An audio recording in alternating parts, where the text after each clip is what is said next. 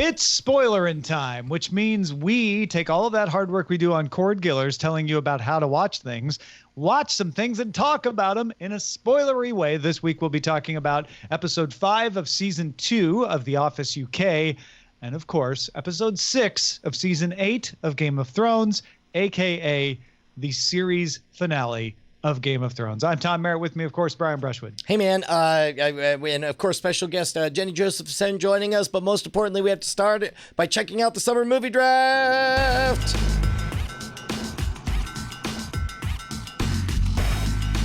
I'm on the board, Brian. All right. Honest opinion. Are you happy with how John Wick performed as your first movie? Yeah. 56.8 million. Great. I would have liked it to do even better. That would have made me feel comfortable about next week. But this is along the lines of what I needed, what I expected. So it doesn't give me padding against any future disappointment, but it's spot on. I'm very happy with this. Well, so next week you've got Aladdin coming out, and we've seen the pendulum swing from bearish to bullish to bearish to bullish. Where's your heart right now? My heart is on bearish. I'm not feeling good about it. Really? I just the fact that here's the thing that put the nail in the coffin for me. They have put the NDA for previews at Wednesday morning. Oh, and that's not as bad as Thursday, or even like I think with Skyscraper they made it Friday morning after the movie had already come out. Oh, but it's not a good sign when they push the NDA that late. Yeah, I guess this also ties in with, like, Justin has been ringing this bell for like the last month over on Night Attack, saying like awfully suspicious that they're not releasing any singles of, those hit songs that were in the movie 20 years ago. Why? And they did release a video of Prince Ali. I can't remember the name of the song. Yeah, Prince Ali, fabulous he, Ali Baba. I could do the rest of the song if I was on called? draft. I don't remember the name of that one. Anyway, it's called Cash Money, Disney style. Cash Money, parentheses, Disney style. Maybe it'll work better inside the movie, but set alone, it didn't really do it for me. So because I only have 4 movies, the other which is Lion King, which I feel fine about and probably will overperform. And the other one, and then Dark Phoenix, which is up against Secret Life of Pets 2. Probably won't be that great. Never expected Dark Phoenix to bring in that much money. I need Aladdin to bring in the money, and I'm worried that it won't. But maybe it will. Maybe people are like, I don't care if it's bad. I'm going to see it anyway because it's the only kids movie in the theater. I think it's safe to say at this point, Team Night Attack is tapping out. Detective Pikachu didn't make nearly the money that we needed it to. Its week over week numbers were bad. Per our projections, $94 million is what it's at. Total for Night Attack in third place is 398. Number 2, John Trekker, with only one movie, Captain Marvel, 425. Frog Pants, sitting pretty at just shy of $800 million. I think this is the year, Tom, that we see essentially a one-trick pony win. And I'm increasingly convinced that it's going to be that $5 purchase of Long Shot that pushes Frog Pants over the edge. I don't know, man. I think it's still too early to call because John Wick finally beat Avengers Endgame, and I think the steam is starting to run out on it. I don't see them hitting definitely not over 900 million, which means the Toy Story 4 and It Chapter 2 for Team John Trekker would only need to make less than 250 million apiece, which is easily imaginable. It Chapter 2 feels like 200 million max. I mean, you're right. John Toy Story Trekker's 4 could be 300 though. Yeah, so you're right. There you go. Yeah. Interesting. We'll find out. Shall we move on to the main event, sir? Yes, let's get into Game of Thrones, the Iron Throne. And of course, we have one of the hosts of Let's Talk About Thrones, Jenny Josephson here. Where should we possibly start? I suppose we must go guests first. We have given her bread and salt, so she is safe under our house because we're not house fray. Jenny, how'd you feel about the finale? I might be in the minority, but for what it was, I quite liked it. If we were not going to get everything we wanted, and everything we wanted seems to be very different depending on who you talk to. Nobody's ever going to get everything they want. Nobody ever is going to get everything they want. I thought that this finale, while it was a little bit tell don't show, and it was basically genuinely everybody was, in the immortal words of Stranger Things, half happy, right? I quite liked it, and I found it very satisfying, and it's fun to pick apart the little things and say, oh, Arya's going off to be a colonizer, and which, fair. And lots of other weird things happen, and Jon is going north of the wall, and there's the petting ghost, and they just put that in 1 week, which I strongly doubt. But I liked it. It provided me emotional satisfaction. It provided me a clear ending. I think a couple things were like writer level desperation, like we have to make this work. This has to work. Pass the corn nuts and the coffee in the room. But I think overall it was a good end to, I would say, a technically impressive, but not necessarily completely satisfying season. Yeah, I actually rewatched last week's episode again and was taken by the fact that the writers are jumping up and down yelling at you that Daenerys is going to turn. Like, it's all there. I still just didn't feel it. That was my criticism last week. It's still my criticism of that episode this week. But the finale, I thought, brought me back to enjoyment. I got a couple of conversations with Daenerys about what she had done. So let's assume that I felt it last week. This episode does everything it needs to do. And it says, wait, why are you doing this? Explain this to me. It has people wringing their hands about what they should do about it. It shows, and I thought the speech with Daenerys was fantastic at saying, hey, maybe don't project all of your ideals on someone else because they may not stay believing in what you believe. And there are plenty of examples throughout Daenerys' reign of like, well, that may not be the right thing to do, but it's for the right reason. And when it stops being for the right reason, in your opinion, Daenerys Stormborn Targaryen is very dangerous. And that's what they showed in this episode. The other thing that struck me about this episode is this felt more like it had George R. R. Martin's underpinnings than any of the previous episodes this season. And I think that's because he gave them the ending. He said, look, this is what I've written so far. This is what I'm about to write. And then season 8 and season 7 in particular, he's like, yeah, it's kind of like this. And they had to make it up and fill in the gaps. And it felt like that. But he always said, and this is how it ends with this person here, this person here, this person there. And it felt like the writers breathing a sigh of relief, like, finally, we reached George's end gates. And so we can put Jon in the north with the wildlings, and we can have Daenerys killed, and we can have the council. And thank goodness, we finally got to the place. So I'm very excited to read this as a book and have it bring me along slowly. And I have a greater appreciation for why George R. R. Martin wants to write it correctly, why it's taking him a long time, and why he keeps adding extra books, because he wants to get that pacing right. And that said, I enjoyed this episode, and it finished the series in a way that satisfied me. That is really, really well put, Tom, because first of all, understand flat out, best television show in the history of television. As long as they coasted across the finish line, I was happy, and I've said that for a while, so I don't think I'm changing my tune right now. Man, oh man, out of 70 plus episodes, do I wish I had more time to be seduced into being along with Daenerys right until the end, that to my horror, I'm wearing a fascist SS costume and standing next to her, and then suddenly realize, oh my God, what have I been supporting this whole time? And that is a trick that only more episodes and more time would have been able to pull off. And I, like you, am hopeful that we'll get that in the books. And we just couldn't get that in the 6 episodes, 8 episodes, however many episodes. 6. The 6 episodes that we got in this season. And so instead they had to rely on Nah, I'm mad. Bells ringing. I don't like bells. Let's murder everyone. 9/11. My hair got whiter. Exactly. And then I need a snack. it's one episode later, and I'm dressed like Darth Vader. Also, put down those Imperial banners. Yeah. Also, let's.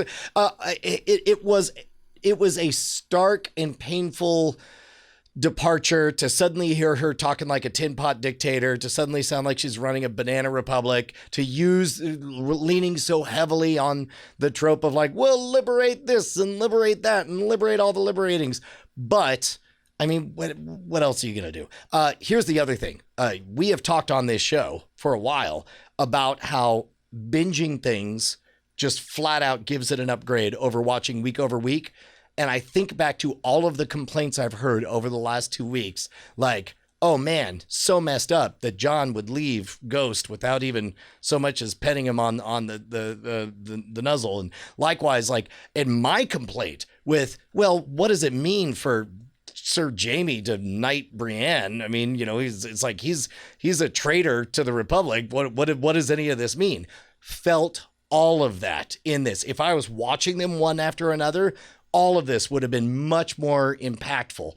So it's hard to judge this as a standalone episode, but in terms of at least wrapping things up, you got so many plates. I think Tyrion put it best when he said, no one is happy, which means it's a good compromise, I suppose, and then looked directly into the camera and then winked and then raised an eyebrow and then started tweeting from his cell phone. You know, I mean, it's like there's a couple of moments that were really on the nose, but with this many spinning plates, I mean, what else are you going to do? Bryce, what did you think? I think it made sense, honestly. I think, you know, the world's first United Nations electing President Jesus and installing a Stark in every corner of the world is Wait, Jon Snow's Jesus. No. Jon Snow's king beyond the wall. No, He came back from the dead. the Holy Spirit. Pardon me. Yeah. There we go. I think it all makes sense, but it feels like we got there very quickly. but is the only this all makes sense. Like the Stark girls going their ways, Jon ending up at Castle Black again. Like that was very hard. I actually think that was the thing that got me the most was Jon's, you know, life sentence. But even then, his moment with the free folk and seeing Tormund again was great, and seeing what is likely him being the king of the free folk, you know. Well, like, much like his the only people who like him in the world. His Uncle Benjen, you know, later Cold Hands, you know, that's what he did. Is he was part of Castle Black, and he was like, I'm gonna go look beyond the wall, and then just never come back. Also, don't worry, I'm still a Raven. Yeah. And Mance Rayder was the king beyond the wall was also a former member of the Night's Watch. So there's 3 out of so 4 much precedent. Starks are kings and queens. So before I'm trying to think of all the more positive stuff to talk about before we start picking apart, because there's plenty to pick apart here. No. Well, I think there's some really interesting things regarding the fact that Brian predicted everything regarding the council, and I think you deserve to do your victory lap right now. Okay, I definitely tweeted and posted our 2-minute conversation from 2 weeks ago, where everybody thought I was crazy when I said something about Sam sitting the throne being totally a non-zero. thought you were crazy. You know, being a non-zero chance. And there is one moment where I say, oh man, I don't know, I could just picture the scene where Sam sits up and says, the only way to preserve the Iron Throne is to melt it down and to have a representative democracy, president. I'll be president. You're nuts, Brian. Of those 3 things, one of them was nuts, which was that Sam would be the president. But the other 2, like, spot on, exactly how it happened. I couldn't believe it. I forgot you said melt down the Iron Throne. So like huge points for that happening, even if it didn't happen by Sam, it happened. But when Samwell Tarly stood up and said, you know, what if we didn't have a king? What if we just let the people decide? I was on my feet cheering. I was texting Brian and Bryce like, oh my God, it's happening. And when they laughed at him like I laughed at him, I felt for Brian in that moment at being the end of my laughter. I only wish that they would have just carried through and been like, no, that's a really good idea, Sam. Let's have a vote. They got close though. Yeah, they got real close. Well, I mean, basically, instead of a United States republic, they, as Bryce pointed out, they made the United Nations, which is still fairly representative. I mean, it's very similar to the Magna Carta. This is an allegory for the War of the Roses, but they're going to pull from all kinds of things. It's not a true telling of the War of the Roses by any stretch, right? So this is when the barons all got together and said, "Hey, the king can't just rule by divine right all the time. We have to have a council that advises him." The English never went as far as to make it an elective office like they did here. So that's a total departure from any kind of historical precedent of the material that it's supposedly based on. So I did like that they, number one, my favorite thing was that they correctly built in me a resentment for the very game itself. And I was very thrilled to see the throne melted. And it's telling, okay, so this is the brilliance of the writing. Before we start picking everything apart, they pulled off the perfect trick, because think of everybody making their predictions of how things are going to end. They managed to make most people feel like they were right. When you see Tyrion adjusting those chairs, and there's one very special chair in that council that has a big old hand on it, and then they all sit down, and it's clearly Tyrion running the country. If you thought that, if you were hoping for Tyrion to win the Iron Throne, you pretty much got it, right? If you wanted Daenerys to win the Iron Throne, everybody's dead. She's in charge. She walks up, puts her hand on it, technically doesn't sit on it, but it doesn't matter, because at that moment, she definitely was the winner. Congratulations. You get to feel like you're the winner. The moment Jon stabs her in the heart, guess what? If you were cheering for Jon, at that moment, he was pretty much the winner. So you were right then as well. And even with my silly Samwell Tarly thing, they did a great job of making everybody feel like a winner to some extent. And man, oh man, did they save, in my opinion, what I felt was lacking in that Brienne of Tarth knighting ceremony. Paid like what was great was watching her write the deeds of Sir Jaime through her eyes. And there's that moment when you think, well, is she going to write next? And then he knighted Sir Brienne. But then she doesn't. She closes the book, and it took me like a half beat to realize she's wearing a gold cloak. I mean, there's no question about the legitimacy of that knighting. I just got goosebumps thinking about it just now. It's great. It brought the heart to the moments that needed heart. After the fact, everything happened faster than I'd like. I'm looking forward to a more leisurely journey of it with the books. Jenny? Well, I have a lot of thoughts. Pick it apart. Let's pick it apart. Right, oh, that's right. so Sansa is the same thing. If you wanted Sansa to sit the throne, guess what? You got that too, because she stayed independent. Yeah. I really genuinely liked it. I think I didn't realize Drogon had such a deep grasp of metaphor. Clearly, dragons were underrepresented in their intelligence. I took that as, I can't kill Jon, he's a Targaryen. I'll blast the nearest thing. I totally took it as the same thing. I took it as he's just immune, and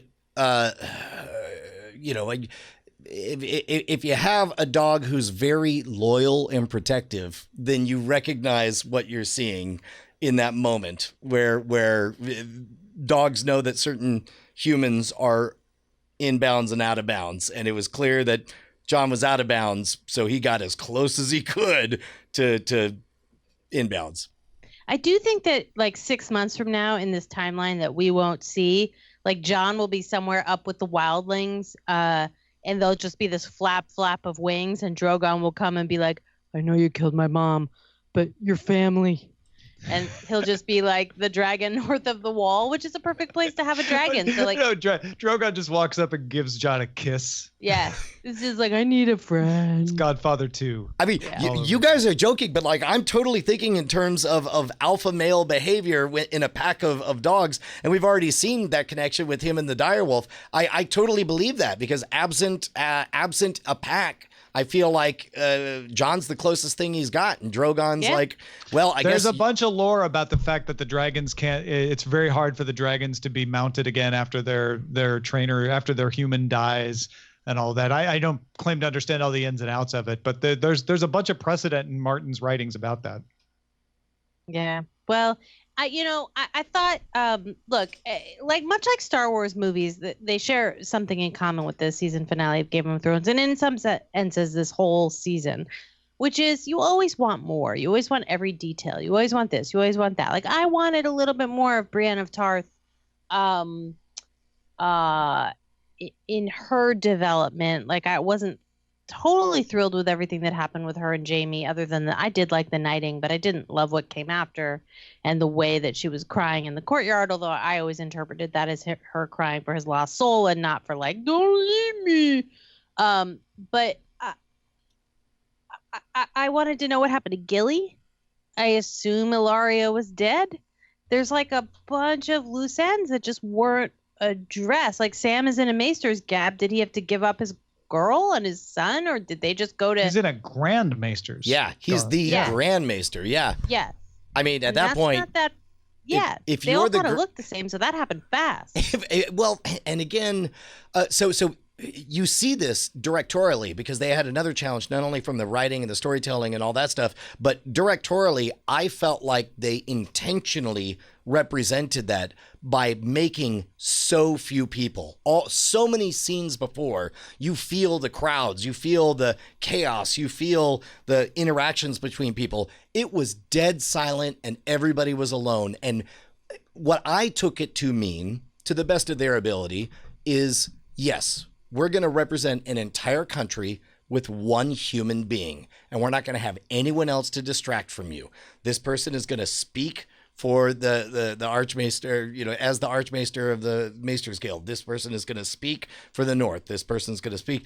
So I didn't mind that as much. Especially also, I don't know if you guys noticed, even though it was Ash at first, it was the first representation of winter ever having come to King's Landing. Okay, and I'm glad we couldn't figure it out. We're like, is that supposed to be snow or is it still ash? It started as ash and then it became actual snow. So winter, this is the episode. The very last episode is the episode where winter came to King's Landing, the last place that we expected to, I guess the last place would be down in the Dornish area, but whatever. But the point is, like, we've been promised this since episode 1, and we finally saw it. I'm okay. I'm all right. I'm finding myself strangely wanting to defend it, but not on the grounds of its own merit, but just on the challenge that they were handed to, to land all of this. I will say, okay, now let's start picking stuff apart. Really weird. It totally makes sense that Arya would say, peace out, I'm going to go explore farther west and see what's at the other side of the world. Weird that she's doing it under the Stark banner, where I guess suddenly the Starks are imperialists. It seems... Yeah, it can be weird. There could be some... This is headcanon, right? I'm going to try to justify it. I'm going to try to rationalize it. Maybe that every ship that goes must have a banner on the sail. Like, who's paying for this ship? If it's not, it's pirates. And so she's like, well, I'm a Stark, so put Stark up there. It might not mean anything more than that. Yeah. Would have loved to have explored more of Daenerys's departure from sanity. Same with Cersei. I would like to understand more of where she was at. And even Jaime. Jaime seemed just silly when he ran down there. And I don't know, it was nice, to see Bronn of the Blackwater again. But he was such a cartoon character in the previous episode that it was hard for me to really appreciate him being Master of Coin. It was also really weird that we had just finished our Bizarre Magic quarterly meeting which was like 2.5 hours. And goddamn, if it didn't exactly mirror that experience of the small council hanging around talking about like, all right, so talk to me of the kingdom of Cordkillers. What's going on over there? Yeah, except we were spending our coin on something else, I think, than what Braun suggested anyway. Oh, Yeah, not whorehouse. Yeah, no, yeah, not yet. Dan Wally is asking, if John was condemned to the Night's Watch, why did he go north of the wall with the wildlings? Well, why not? Who's He's going to condemned check? to the Night's Watch. Going north of the wall means that he can just be free and out of the reach of anybody who would have a problem with him. But also, Grey Worm already took off. Like, why wouldn't he go Well, north of the wall? I didn't. No one's going to come get him. I didn't even perceive it as defection because, like, there are rangers who would go out for months and years at a time. You know, I assume it's an ministerial thing where he's just like, yeah, no, you're right. He could just be like, oh, I'm going to accompany them as they head back north. I'll be back. His Uncle Benjamin was like that, where most of his time was spent living with the wildlings, and he's like, yeah, no, I'm a crow that's just up here. Dan Wally's like, not very respectful of the law. That would not be the first time for John. He's not even respectful of staying dead. He can do what he wants. Yeah. I don't know. Did you feel any big emotional swells during it? Yes. When? I was very sad for poor Drogon. Really? Mm-hmm. I have a dog. Huh. All right. Have you ever seen a military service dog or a Oh, don't do dog? this. Stop talking Yeah, right now. you- Okay. I was See where I am. I was, even though I knew it was coming, I was shocked when John stabbed Dany, but it was made infinitely sadder by Drogon coming in and not only throwing the temper tantrum was one thing, but like gently picking her up and flying off with her. Yeah, that definitely got me a little bit. That was the feels. That was my feels. And it wasn't even for the end of Daenerys. It was for the poor last dragon, Puff the magic dragon. And Drogon. let me give just a little bit of a tip of the hat again to the direction. That last scene as they're all getting ready to head their separate ways, the depiction of the port as more diverse than we've ever seen it. You see Dothraki walking around with their scimitars and Unsullied and all of the Westerosi kingdoms. I liked how subtle that was, where between the lines they were saying this is a richer, better world that feels more like we're all brothers than when this began. And only a ton of children had to die to make it so. hey man, look, blame that on a certain lady. Yeah. Which Dany just tried to blame it on Cersei, so now you're just going to shift blame to Dany. Okay, I get it. By the way, highly recommended. There's a thread that I should probably post in the notes or something like that of where somebody leading up to the finale had started by saying, hey, remember back when they didn't need CGI dragons to get us all excited? And what follows is like a 30 tweet storm about just all of the best of moments. And my goodness, there really are some best of moments in this amazing series.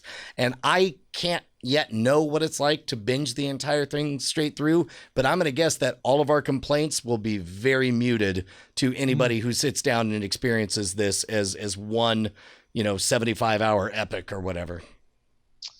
Well, folks, we got to let Jenny go so she can go do Let's Talk About Thrones and talk about all this stuff all over again. Jenny, thanks for sharing your insights with us, though. You guys, this is awesome. I would say it's the end of Game of Thrones, but it really kind of isn't.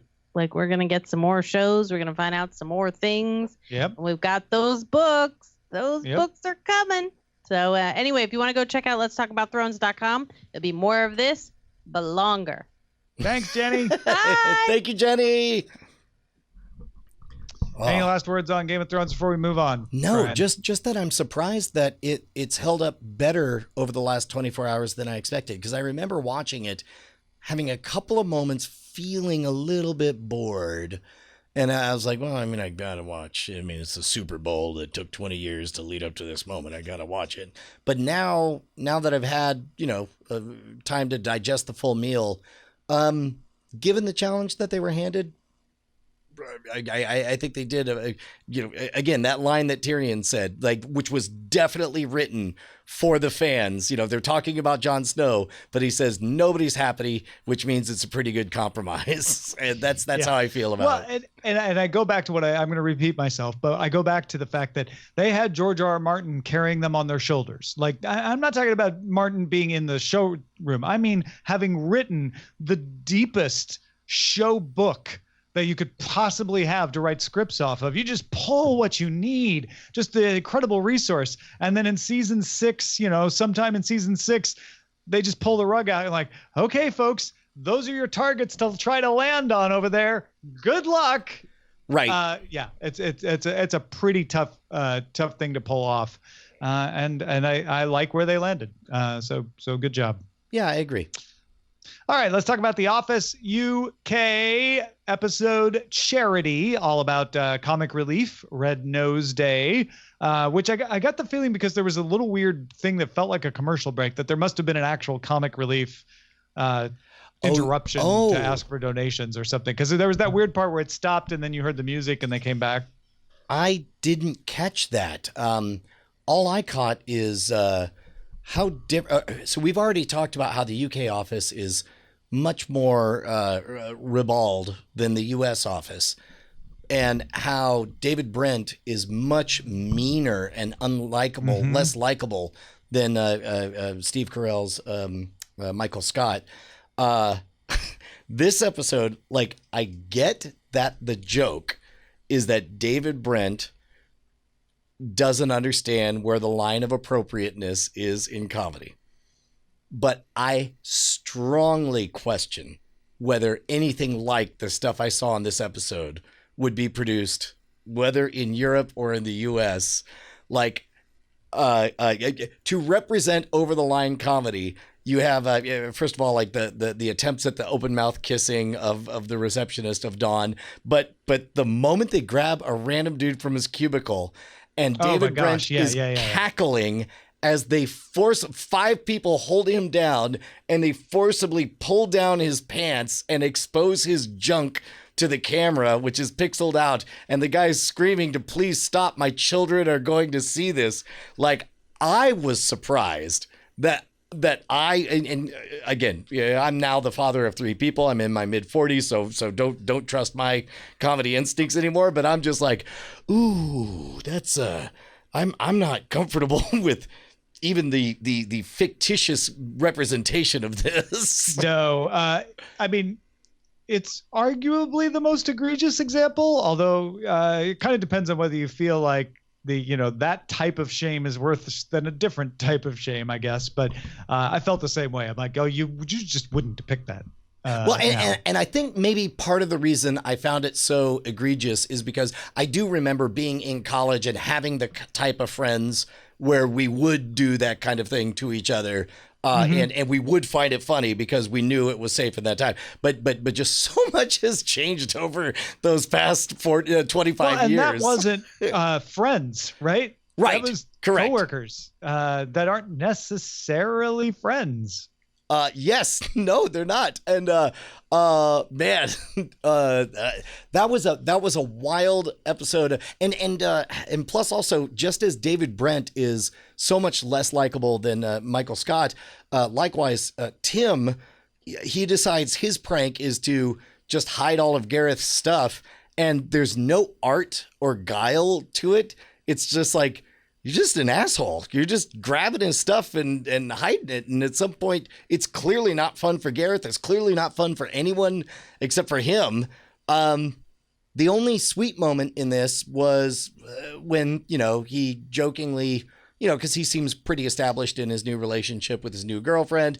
And he, jokingly pays a quid to get a kiss from Dawn. And it turns out to be just a little bit more real than either of them were prepared for. And I do feel like that was really well executed and really well acted. I have to say that if you calibrate yourself to the de-pantsing being acceptable, then suddenly Tim's prank on Gareth is recalibrated to, oh, that's just a harmless fun. Right. right? Yeah. And so I think that's the way it's supposed to play. Is you're like, ooh, wow, those lads are going a little close to the line over there with the depantsing, rather than like, oh my God, I'm shocked that should never happen. And so Tim's relatively harmless, like, I'm just going to hide your stuff, does impress Dawn, right? She's looking over like, oh my gosh, that's so funny. He hid all his stuff. That's amazing. So it is part of the calibration. I will say that I finally got an involuntary laugh when they came in to tell David Brent that he has been made redundant. Oh, they have the whole serious scene. He stands up to reveal he is wearing the Bernie Clifton ostrich costume, and continues as if he is like, well, I guess, you don't understand this, and it's entirely serious. I'm like, okay, that made me laugh. That was it was a great surprise, although they milked it a little bit too long afterwards. But that moment, you're right, was fabulous. I also thought that that recalibrate, just as the sexual assault as joke thing was a calibration moment, the adorable Donnie and Marie-esque disco dancing thing was another recalibration of like, no, this is what jolly office comedy is supposed to look like. Should be. Yeah, putting forth effort and being a little bit silly. And actually, I was jealous of their dancing, and I understood that actually led up to the embarrassing David Brent dance, which has been so well memed. I don't know. I mean, David Brent was putting it out there. I thought it was kind of unfair that nobody clapped harder for him. Yeah, I was gonna say, like, it wasn't as bad as all that. You could have given a smattering, but yeah. Also, I wasn't sure what the play was with Dawn looking at Tim while Rachel was dancing with Neil, so sexy dance, and Tim just appearing to not mind at all, like it's just fine. I assume that would have played out in future episodes more or something, if they had kept going, or maybe not. Maybe it's just meant to be like, oh, this is how much Dawn cares about Tim, is she's more worried about this dance than he is. Yeah, I just took it as, to be honest, it didn't even really register to me. I mean, she looked at him, but his non-bothered by it, I felt like as it was an indication of him being in a healthy relationship with Rachel, in that it's like in a healthy relationship, you would not freak out about the idea of your wife dancing with another man. Yeah. And then I think we must pay homage to the fact that the Og Monster, Stephen Merchant, does show up. So co-creator of the show with Ricky Gervais. Oh my plays the God. Og Monster, pays for a kiss from Dawn, and then gets run out by David Brent. I didn't know that was Stephen Merchant. Oh, that's wonderful. Which, by the way, on the opposite line, so I mainly know Stephen Merchant, first and foremost. I know him as Wheatley from Portal 2. That's right, yeah. I knew he was famous for comedy, but I fell in love with him as Wheatley, and then I just recently rewatched Logan, and I'm like, oh my God, Stephen Merchant as I forget the name of the tracker, wow, I'm gonna have to go back and see that moment again. Yeah. Well, that's all I've got for The Office. We have one more regular season episode, and then the Christmas specials to discuss. So we will be moving on to a new show do we want to include that? Stay tuned for After Talk on Patreon. Maybe we'll be discussing it a little more there. Yeah, I guess we should talk about whether or not we should add the David Brent one-off movie on there. The David Brent one-off movie, is that The Office Revisited? David Brent on tour or something like that? David Brent Life on the Road? Yeah. Right. Yeah, well, let's talk about that in After Talk. All right. Well, in the meantime, thank you to everybody who joined us. Thank you to all of our bosses. Thousands of you. Patreon.com/Cordkillers. Yeah, one of those. We should have both. We should actually have Cordkillers.com/Patreon. We'll spoil you again next week. No, we won't, actually, because we'll be off next week. We'll spoil you again in 2 weeks. Got him. Classic prank.